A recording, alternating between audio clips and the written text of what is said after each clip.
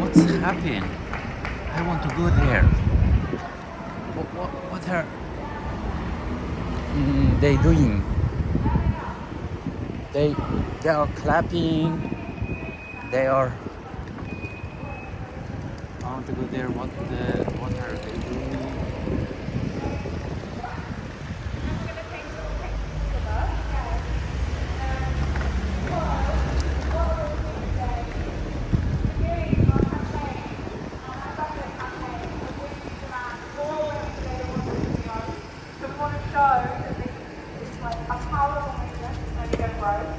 And photography with you partner. So, It's okay. It's okay. I don't know. Just thank you. Thank. It's fine. It's fine. Thank you. Thank you. honestly, I'm not sure anybody wants. Okay, why don't we do a bit of a chant? And while we're chanting, do the shimmy. How do people feel about that? So it's going to be, what do we want, Green New Deal, when we want it now. And we're going to like shimmy all the way over to here, facing that way. Okay? What do we want? Green New Deal. When do we want it? Now. What do we want? Green New Deal. When do we want it? Now. What do we want? Green New Deal. Now. What do we want? Green New Deal. When do we want it? Now. What do we want? Green New Deal. When do we want it? Now. What do we want? Green New Deal. When do we want it? Now. What?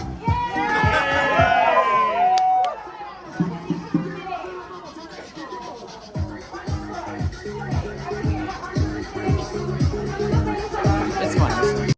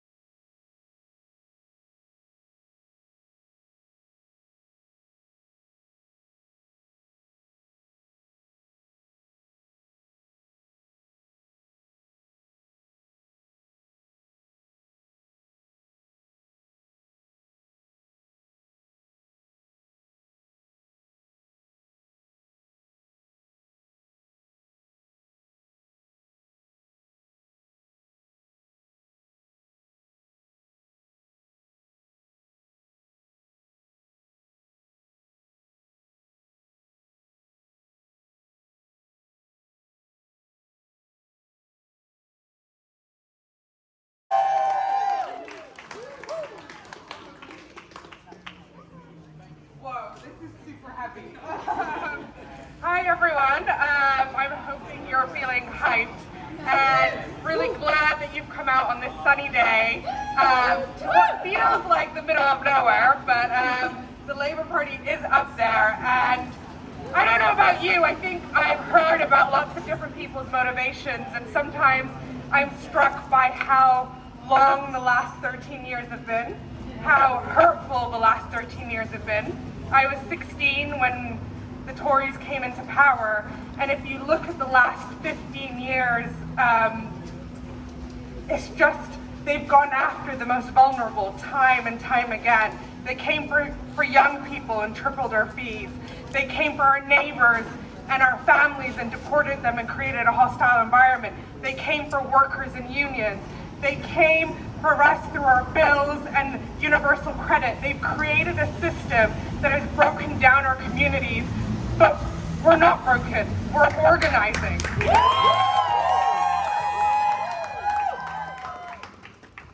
And we're winning, forcing our politicians to listen. The Labour Party, we're outside wanting them to be bolder, but they have just committed to no new oil and gas. That's because of people like us. That's because we're organizing. They announced a new public energy company. That's because of us. They've committed a world-leading $28 billion to a green economy. That's because of us. But that's not enough. That is not going to undo the hurt. The Labour Party can't coast into power and think the failure of the Tories is the only thing that's going to guarantee them a government. They need us to win, and that's not enough for us. We need a future that guarantees us a better standard of living. We're the first generation where the generation-long promise of having a better life than your parents is going to be broken. Our parents had a better life. They were able to afford homes. They had access to good jobs. Their jobs afforded them a good quality of life. All of those basic ingredients to live a healthy life are inaccessible to many people in this country. So the Labour Party needs to provide a plan that is bolder. We're sick of excuses. They need to invest in our NHS. They need to create green jobs and give them access to everyone. They need to promise a living income so people can provide for themselves. They need to promise young people a tangible hope that the first day of a Labour government will change their lives.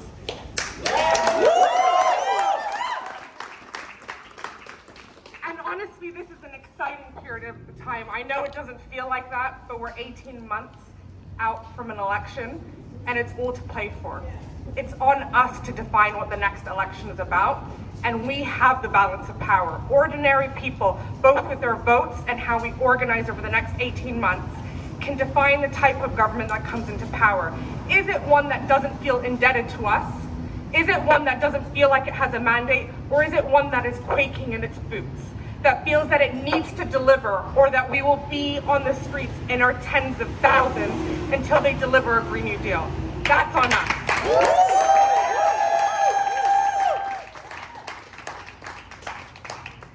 And so on that note, we're out here asking them to be bolder, but that's not the only thing we're going to be doing. This is day one. We will escalate over the next 18 months. We will make sure we're heard, and we'll also make sure that politicians who do align themselves with movements and workers are the ones that we propel into power. And so on that note, I'm going to pass to Will, who's going to tell you about something exciting that we're doing tomorrow, which is the second part of the strategy. Woo!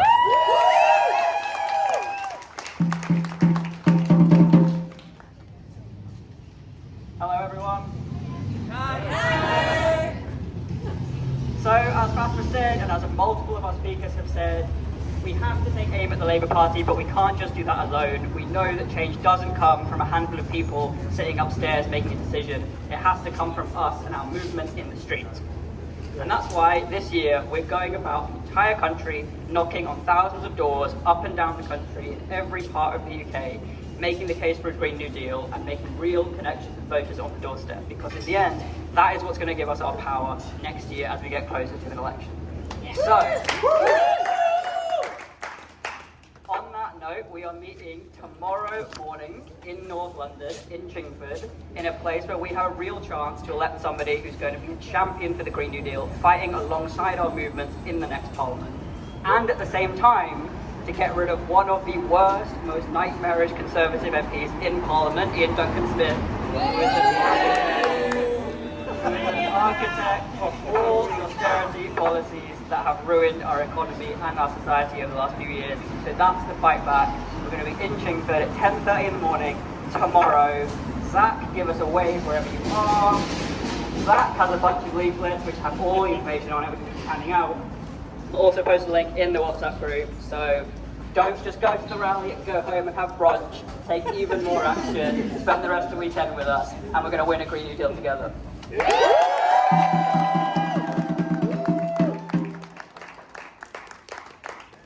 weather is going to be beautiful again tomorrow, so I don't know what else you're doing. Definitely don't be watching the football, come canvassing instead. Okay, so next we have Andrew Lawrence from Labour for a Green New Deal. So the Labour Party has a history with the Green New Deal. It was in their 2019 manifesto, and that is in large part due to Labour for a Green New Deal, who's done an incredible job organising within the Labour Party to build salience around the issue and to build support for it. So, Andrew, thanks.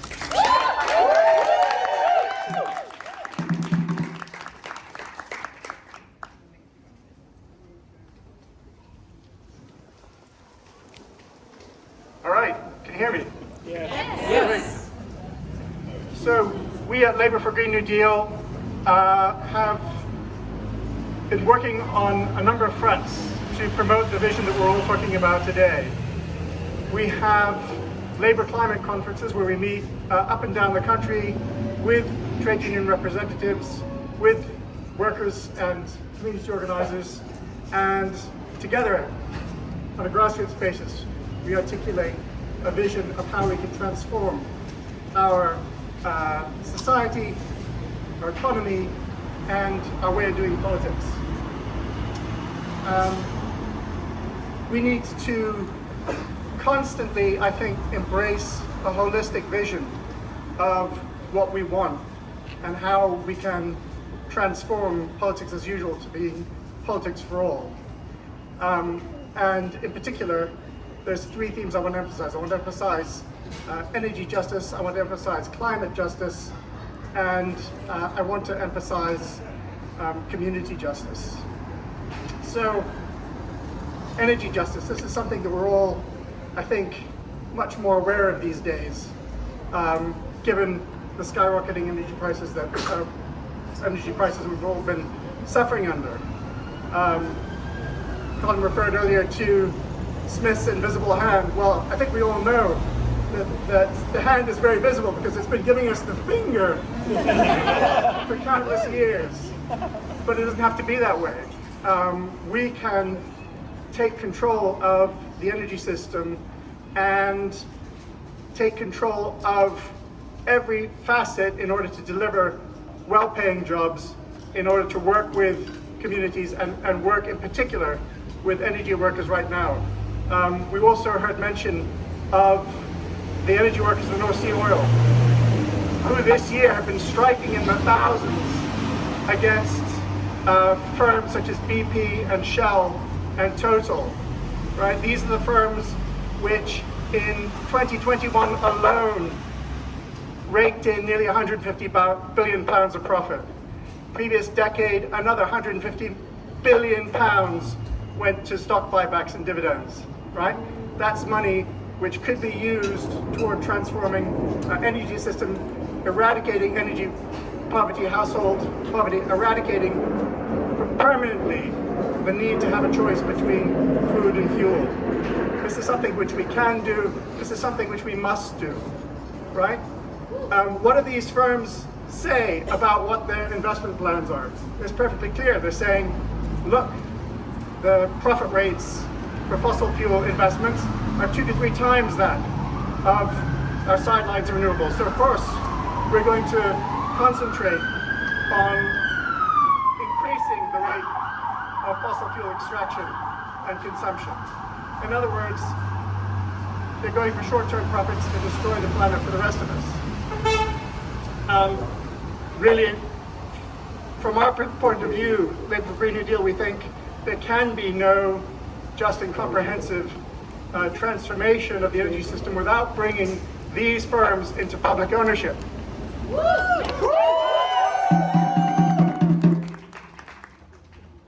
J.M. Keynes observed quite rightly, and this was received wisdom a couple of generations back, that what we can do, we can afford.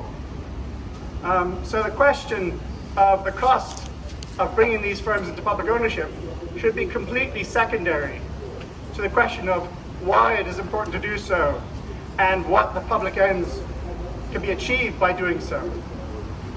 Now, if you tell me it cannot possibly be affordable for us to do that, then my response is, personally, I think, I'm willing to be reasonable.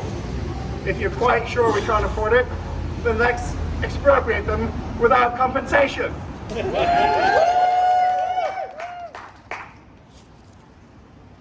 We also have a suite of very well researched and articulated policies about bringing about a decentralized energy system throughout the UK, emphasizing community participation in the design and governance of energy and climate jobs throughout the country. Again, this is something which we can do, this is something which we must do on the justice front.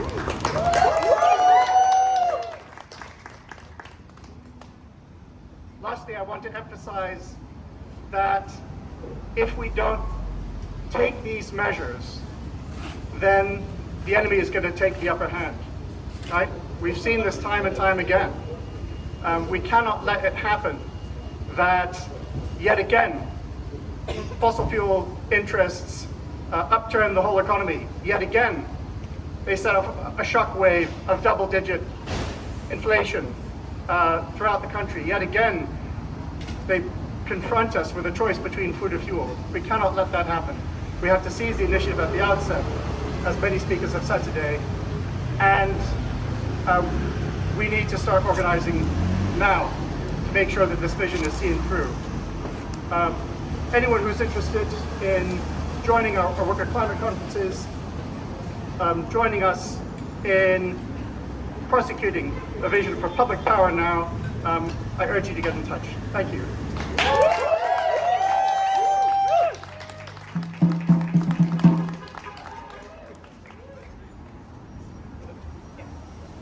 Okay, thank you so much, Andrew. Our next speaker is the brilliant Rosie from Fossil Free London. Fossil Free London has been doing an incredible job going after the fossil fuel giants and also putting pressure on Sadiq Khan and the London General Assembly. So, take it on.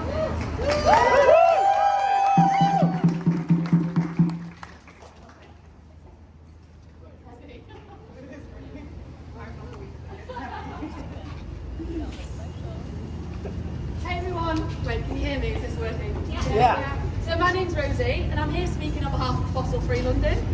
Fossil Free London exists to make our city inhospitable to the fossil fuel industry and the banks that fund it. We use collective and direct action to do this, targeting the people, industry, economic and political systems that are all causing indescribable harm to our climate and people across the world for the sake of profit. You might have recently seen us disrupt the Shell, BP or Barclays AGMs. We did this because oil giants like Shell and BP and the banks that fund them like Barclays are setting our house on fire. Their fossil fuel expansion is fueling climate collapse and economic, social and climate injustices across the world. They lobby and greenwash to dampen climate action whilst making mega profits from unpayable energy bills, all the while enjoying billions in government subsidies. Our politicians have sat in the pockets of these corporations for far too long. And when the world is set to pass 1.5 degrees of warming in the next decade, and hundreds of thousands of people are at risk of displacement right now from expansive fossil fuel extraction, we need political leaders to stand against the fossil fuel industry and stand for people and planet. We need Labour to commit to bold action to tackle the fossil fuel industry and their power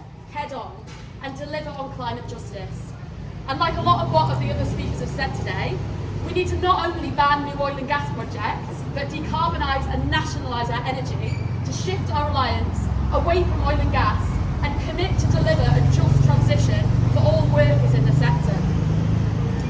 We also need to make companies like BP and Shell pay up. Through pocket taxation, we can use their hoarded wealth to fund a radical programme of green transformation and make sure communities on the front line of the climate crisis see significant climate reparations and funds for loss and damage. Fossil-free London resists the fossil fuel industry on the streets and in our communities. And we're calling on Labour to join us and commit to doing what no UK government has done yet. Fiercely and boldly dismantle the power of the fossil fuel industry in this country. This will be no easy feat, but when Shell made 40 billion in profits last year in the midst of a climate crisis, whilst 2 million households in the UK were plunged into fuel poverty, Labour must stand up for people and planet. And we will all be here to call them to account if they don't. Thank you.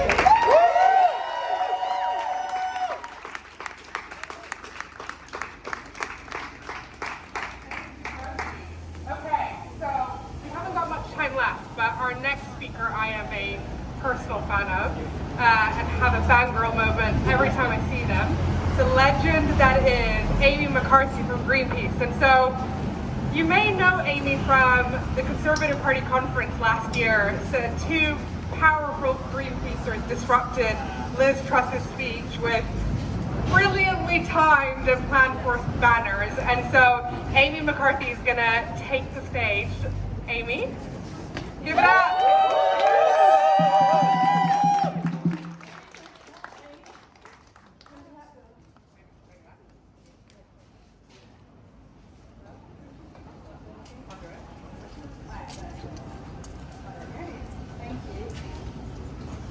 Hey. So I'm Amy from Greenpeace. I do politics, policy, and a lot of activism. And I guess it's difficult to follow everyone that's just spoke because yeah. And I think me and Fatima kind of share the same brain. So a lot of the stuff I've written down, I was like tick, tick, tick. So I don't have much to say other than I'm going to start with what's good, right? So, Labour have committed to no new oil and gas. Good. They've committed to a full power sector decarbonisation by 2030. Good. And they've committed to £28 billion a year for green infrastructure investment. Good. But these things are not good enough on their own, as people have already said. What's not good is that we don't have trust in our politicians to deliver. Yes. And we need them to deliver. The time for talking is done. The time for action is now. And Labour need to get on with it for day one, and we need to force Labour to get on with it from day one. If they win the election, because who knows, everything's still to play for. Also, we've seen these commitments recently come under attack. You might have seen this week, the fossil fuel industry are going for Labour on this no new oil and gas. The right-wing press are going for Labour on the 28 billion.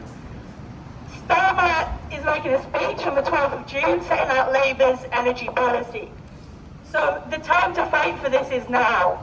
We need those commitments to be in cement, I don't know. We need them to be solid. Not cement, because cement is actually really bad for the climate.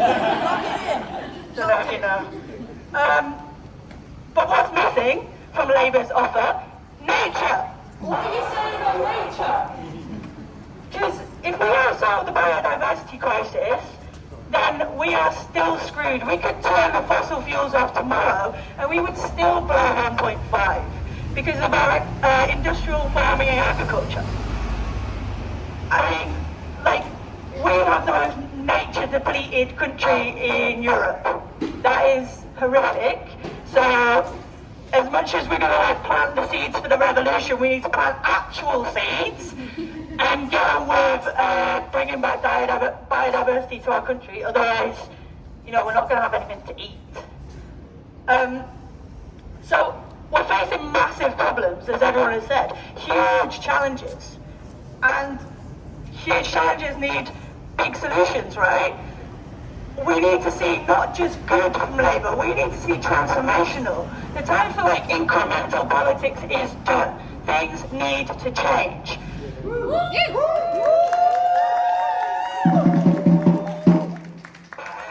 good thing is, like, we're seeing other countries do this, right? So like, Biden has just introduced the IRA. Big, that's big. China is doing stuff that is big. The EU are now doing stuff that is big. So come on, UK, it's time to get big. The good thing is we've got the solutions. And they're proven to work. So you just need to get on and have the confidence to do it. Be bold. As well, like, you know, the solutions, they're not good for the planet, but they're good for people. It shouldn't be a surprise that what is good for our planet is good for us.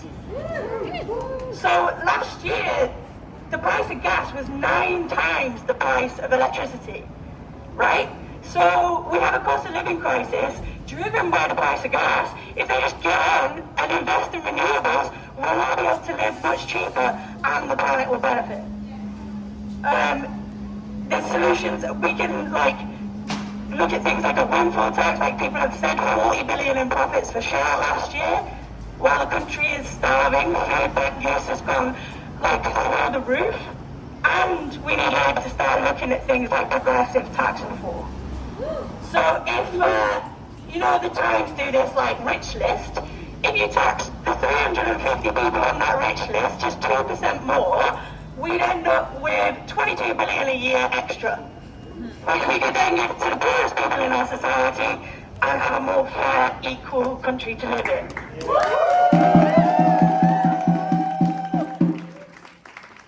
yeah, I mean, like, what's good for the world is good for us. I guess the greatest asset that we have, and looking ahead to the next election, the greatest asset that we have is us, right? When we come together, we are powerful, and Labour need to learn that we're powerful. So, the election next year is coming. We all need to get organised. 1.5 will live or die on the next election, right?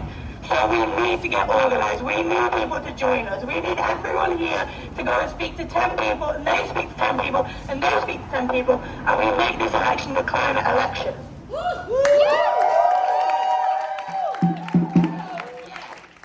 Join us, let's get organised, let's get doing stuff. Labour, join us, give us something to vote for, and yeah, that's it.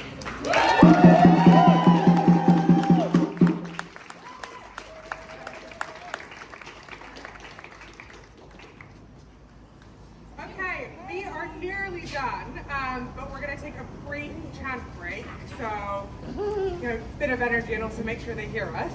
Okay, let's start simple. What do we want? A Green New Deal! When do we want it? Now! What do we want? A Green New Deal! When do we want it? Now! What do we want? A Green New Deal! When do we want it? Now! One more time. What do we want? A Green New Deal! When do we want it? Now!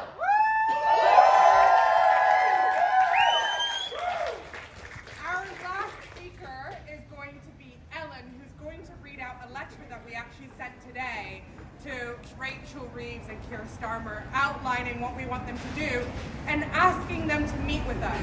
They think they can hide from young people. They think they have the election in the bag. But what they don't know is they're going to need a forming coalition between young people and unions and communities that like have a very specific vision for their future, and the Labour Party can't win without them. The Tories are already playing their election tricks. They are going to define this election by a top-down hysteria, telling people that Keir Starmer is in the pockets of lots of different people and that he's going to tear down our economy. The only defense Keir has to that is by aligning himself and the party with ordinary people, with young people. And so Ellen's gonna read the letter that we sent to them today, asking them to meet with us.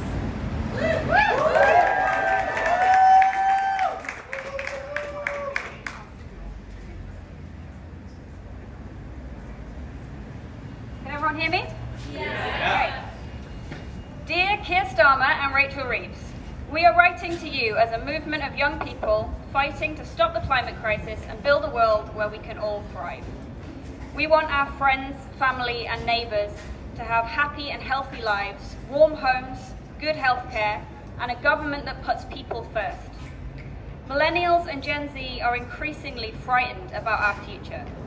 We have suffered decades of cuts to public services, recessions, the COVID pandemic and rising insecurity. We will likely be the first generation to experience a lower standard of living than our parents. We want to be part of the solution to these crises because we know that bold and systemic change is necessary in order to avert a global catastrophe. We know that when people are presented with policies that reduce emissions whilst ensuring better living standards, they are overwhelmingly popular.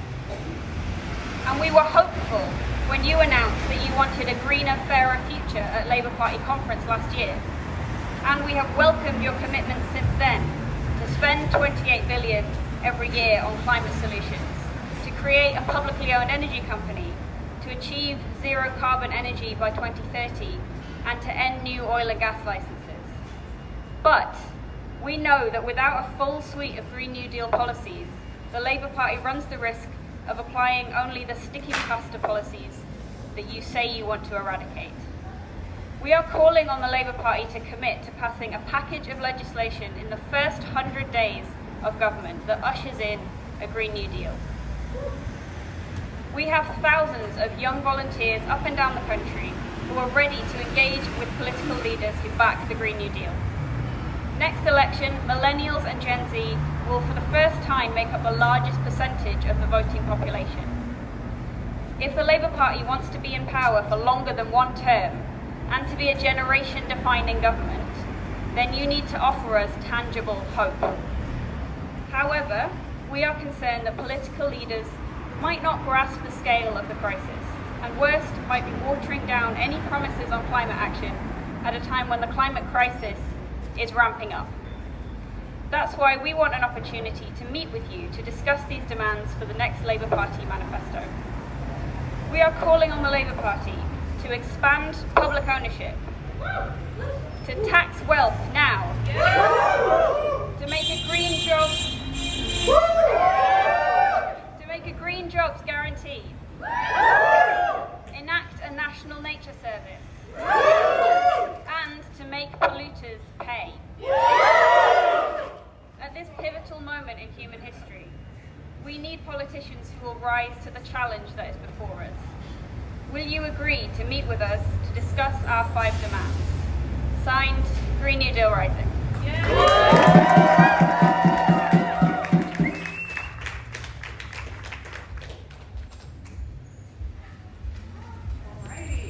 Okay, we are at an end. I am so grateful for everyone who's turned up. Given up their middle of the day to come and do this rally with us. The thing that keeps me hopeful is people power, and we've got that. And so I just want to say thank you to everyone who spoke out of lots of groups. Thank you to Amy from Greenpeace, Will from Equity for a Green New Deal, Cole from Power to People. Thank you to Andrew Lawrence from Labour for a Green New Deal, George from UKYCC, Rosie from Fossil Free London, and Ellen for reading out the letter. I hopefully haven't missed anyone. We want to end this with as much noise as possible. I'm going to do a probably shitty job at leading a last chant, so bear with me. Listen up, Labour! Listen up, Labour! The Green New Deal is here to stay! Green New Deal is here to stay! It's time to make polluters pay! It's time to make polluters pay! Listen up, Labour! Listen up, Labour! The Green New Deal is here to stay! The Green New Deal is here to stay! It's time to make polluters pay! It's time to make polluters pay! What do we want? Green New Deal! When do we want it? Now! What do we want? Green New Deal! When do we want it? Now! What do we want? Green New Deal! When do we want it? Now! Woo!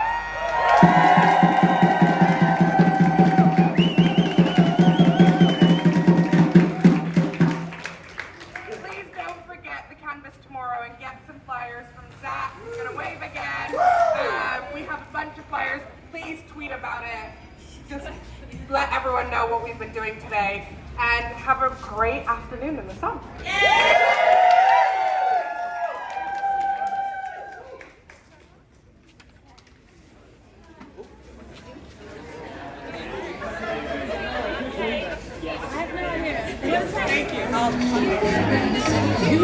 Thank you.